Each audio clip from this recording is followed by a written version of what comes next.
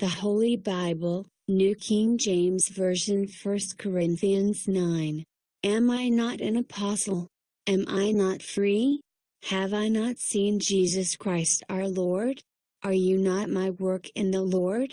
If I am not an apostle to others, yet doubtless I am to you. For you are the seal of my apostleship in the Lord. My defense to those who examine me is this: do we have no right to eat and drink? Do we have no right to take along a believing wife, as do also the other apostles, the brothers of the Lord, and Cephas? Or is it only Barnabas and I who have no right to refrain from working?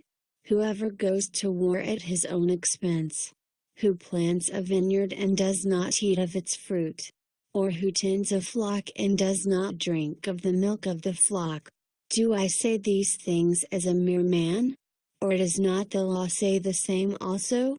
For it is written in the law of Moses, "You shall not muzzle an ox while it treads out the grain." Is it oxen God is concerned about? Or does he say it altogether for our sakes? For our sakes, no doubt, this is written, that he who plows should plow in hope, and he who threshes in hope should be partaker of his hope.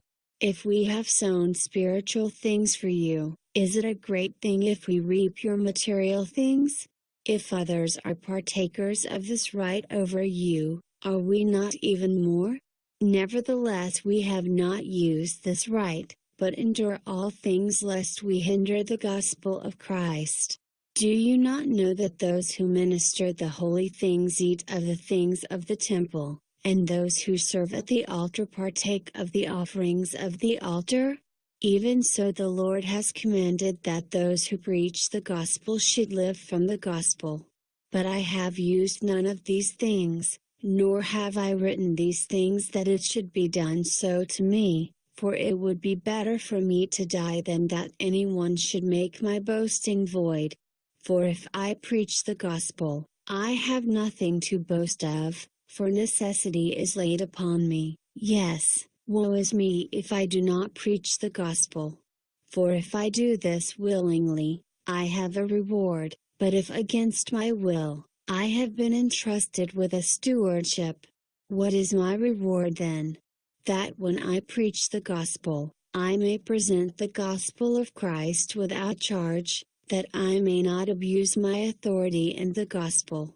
For though I am free from you all men, I have made myself a servant to all, that I might win the more, and to the Jews I became as a Jew, that I might win Jews, to those who are under the law, as under the law, that I might win those who are under the law, to those who are without law, as without law, not being without law toward God, but under law toward Christ, that I might win those who are without law. To the weak I became as weak, that I might win the weak.